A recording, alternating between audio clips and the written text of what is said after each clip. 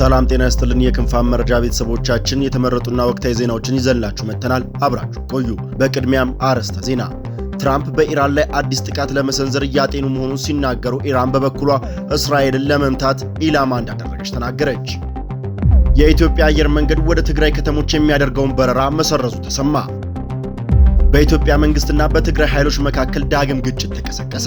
እነዚህንና ሌሎች አዳዲስ ዜናዎችን ይዘንላችሁ መጥተናል። አብራችሁ ቆዩ። መረጃዎቻችን ሁልጊዜም በፍጥነት እንዲደርሳችሁ ቻናላችንን ላይክ፣ ሼር፣ ሰብስክራይብ በማድረግ የደወል ምልክቱን በመጫን ይጀምሩ።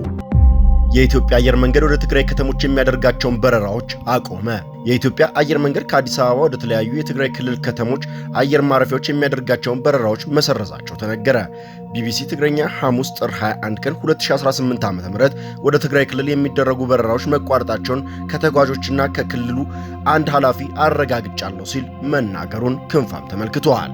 ለዛሬ ተይዘው በነበሩ በረራዎች ወደ አዲስ አበባ ለመጓዝ ትኬት ቆርጠው የነበሩ መንገደኞች ሐሙስ ጥር 21 ቀን 2018 መሰረዛቸውን የሚያሳውቅ አጭር የጽሑፍ መልእክት እንደደረሳቸውም ተናግረዋል። በመልእክቱ ላይ ከእቅድ ውጪ በሆነ ምክንያት በረራው መሰረዙንና መንገደኞች የኢትዮጵያ አየር መንገድ ወይም የጉዞ ወኪሎችን እንዲያገኙም መክረዋል። ነገር ግን የኢትዮጵያ አየር መንገድ የበረራዎቹ መቋረጥ በተመለከተ እስካሁን የሰጠው ይፋዊ ምክንያት የሆነም መግለጫም የለም። ስለ በረራዎቹ መሰረዝ የተጠየቁት የክልሉ ትራንስፖርት ኃላፊ አቶ ታደሰ መንግስቱ በረራዎቹ መቋረጣቸውን አረጋግጠው ነገር ግን ዝርዝር መረጃ እንደሌላቸው ለቢቢሲ መናገራቸውን ክንፋም ተመልክተዋል። ቢቢሲም ከአየር መንገዱ ይፋዊ ማብራሪያ ለማግኘት ያደረግኩት ጥረት አልተሳካም ሲል ተናግሯል።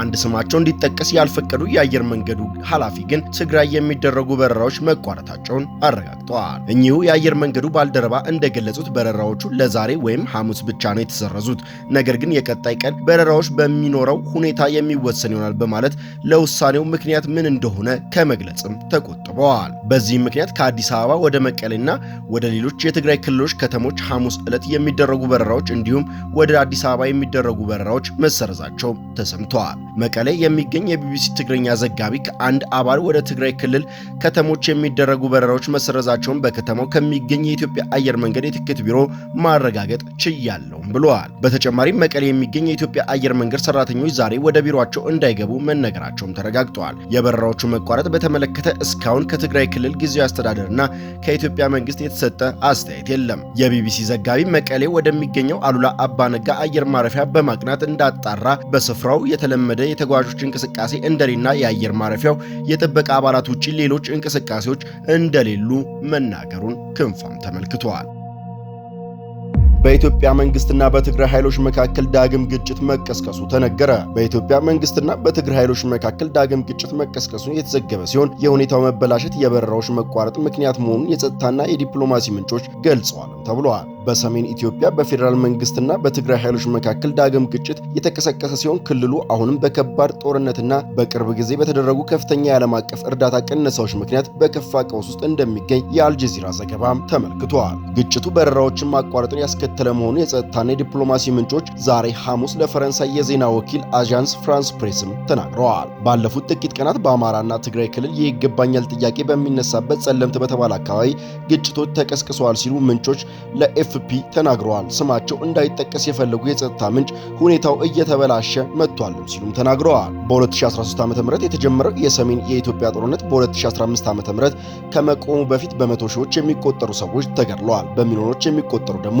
ከቀያቸው ተፈናቅለዋል። አልጀዚራ ባለፉት ጥቂት ቀናት በትግራይ ውስጥ በህጻጽ ከሚገኙ አብዛኛው እንደ አሜሪካን ዓለም አቀፍ የልማት ኤጀንሲ ወይም ዩኤስአይዲ ባለ የሰብአዊ እርዳታ በሚረዱና በደህንነት የተጎዱ መንደሮች አንድ ዘገባም አሰራጭቶ ነበር። ዩኤስአይዲ በአንድ ወቅት የኢትዮጵያ ትልቁ የሰብአዊ እርዳታ ሰጪም ነበር። ነገር ግን ይህ ሁኔታ ከአንድ ዓመት በፊት ፕሬዝዳንት ዶናልድ ትራምፕ ስልጣን ሲይዙና ወዲያውኑ የኤጀንሲው ስራ ሲያፈርሱ እንዲሁም በመላው ዓለም ያለውን የገንዘብ ድጋፍ ሲያቋርጡ በድንገት ተለውጧል። በትግራይ የዓለም የምግብ ፕሮግራምን ጨምሮ ሰብአዊ ድርጅት እስከ 80 በመቶ የሚሆን ህዝብ የአስቸኳይ ጊዜ ድጋፍ ያስፈልገዋል ይላሉ።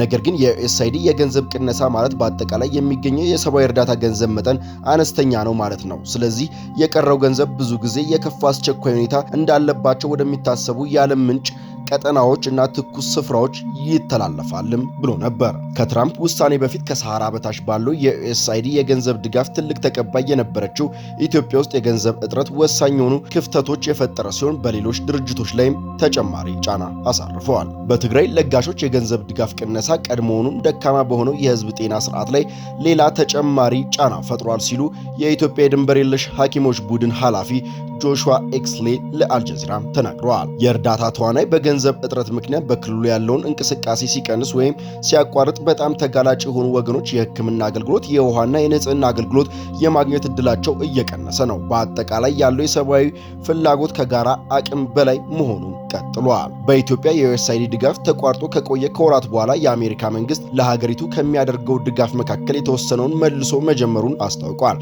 ነገር ግን ብዙዎቹ እንደሚሉት ኢኮኖሚዋ ሆነ ህዝቧ ከዓመት ግጭት በኋላ ሁሉም በከፋ ሁኔታ ውስጥ ለሚገኙት እንደ ትግራይ ላሉ ክልሎች የመጣ እርዳታ በጣም ጥቂት ነው። ምንም እንኳን አልጀዚራ ይህንን ዘገባ ቢያሰራጭም ከፌዴራል መንግስትም ሆነ ከትግራይ ክልል ጊዜያዊ አስተዳደር በኩል ግጭቱ በተመለከተ የወጣ መግለጫ አለመኖሩን ክንፋም ተመልክቷል። ይህ በእንዲህ እንዳለ በትግራይ ፖለቲካ ንቁ ተሳትፎ ያለው አክቲቪስት አሉላ ሰለሞን በአሁኑ ወቅት በትግራይ ክልል የታየው የጦርነት እንቅስቃሴ በመቃወም ጦርነትን እንጠየፍ የሚል መልእክት በማህበራዊ ገጹ ላይ አጋርቷል። አክቲቪስቱ በይፋ የማህበራዊ ትስስር ገጹ ላይ ባሰፈረው መልእክት ዳግም ወደ ጦርነት መግባት እንደማይገባ ጦርነት አውዳሚን በመጥቀስ ተቃውሞ ገልጿል። አክቲቪስቱ ከ2 ዓመት በፊት በነበረው የሰሜን ጦርነት ወቅት ጦርነት ባህላዊ ጨዋታችን ነው በማለት በሰጠው አስተያየት በወቅቱ ከፍተኛ ትችትና ተቃውሞም ሲያስተናግድ እንደነበርም ይታወቃል። በትግራይ ክልል የሚገኙ ባንኮች ለደንበኞች ከ2000 ብር በላይ ገንዘብ መስጠት አለመቻላቸውም ተሰምተዋል። ይህን መጠን ለማውጣት ረጅም ሰልፍ መጠበቅ ግድ ይላልም ነው የተባለው። ህወሓት በመጪዎቹ ቀናት ሙሉ ጦርነት ለመክፈት ዝግጅቱን እያጠናቀቀ መሆኑን ከመቀሌ እየተሰማ ነው። የቡድን አርሚ 33 ኮር 331 ታጣቂ ዛሬ ጠዋት ወደ ራያ ጉዞ መጀመራቸውም ተነግሯል። በዚህ ሰዓት አላማጣ ከተማ ዝርፊያ እየተዘረፈ ነው ሲሉ ነዋሪዎችም ጠቁመዋል። ዝርፊያው መከላከያ ከአካባቢው መልቀቁን ተከትሎ የተፈጸመ ነው ተብሏል። ትራምፕ በኢራን ላይ አዲስ ጥቃት ለመሰንዘር እያጤኑ መሆኑን ሲናገሩ ኢራን በበኩሏ እስራኤልን ኢላማ አድርጌያለሁ ስትል ተናገረች። በኢራን የኒውክሌር መርሃ ግብር ዙሪያ የሚደረግ ውይይት ምንም አይነት መሻሻል ባለማሳየታቸው ምክንያት ፕሬዝዳንት ዶናልድ ትራምፕ ሀገሪቱ ላይ ከፍተኛ ወታደራዊ ጥቃት ለመሰንዘር እያሰቡ መሆኑ ተገለጸ። በጉዳዩ ላይ ቅርበት ያላቸው ግለሰቦች እንደገለጹልኝ ብሎ ሲኤንኤን እንደዘገበው ከሆነ የኢራን ኒውክሌር መርሃ ግብርና የባላስቲክ ሚሳኤል ምርት ለመገደብ ዋሽንግተንና ቴሄራን መካከል የተደረገ የመጀመሪያ ደረጃ ውይይት ምንም አይነት መሻሻል ባለማሳየታቸው ትራምፕ ሀገሪቱ ላይ አዲስና ከፍተኛ ወታደራዊ ጥቃት ለመሰንዘር እያጤኑ ነው። የትራምፕ የቅርብ ጊዜ ዛቻ በቴሄራን በኩል ከፍተኛ ቁጣንም አስከትሏል።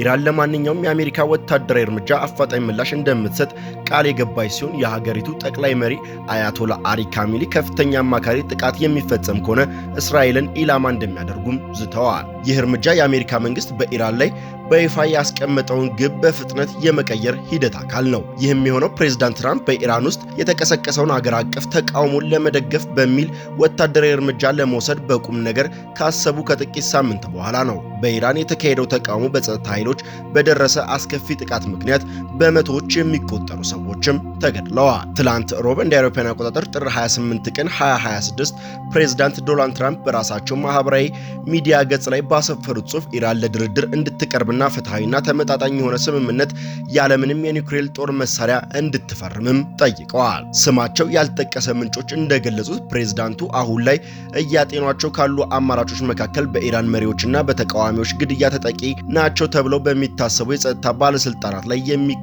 የአየር ድብደባዎች ይገኙበታል።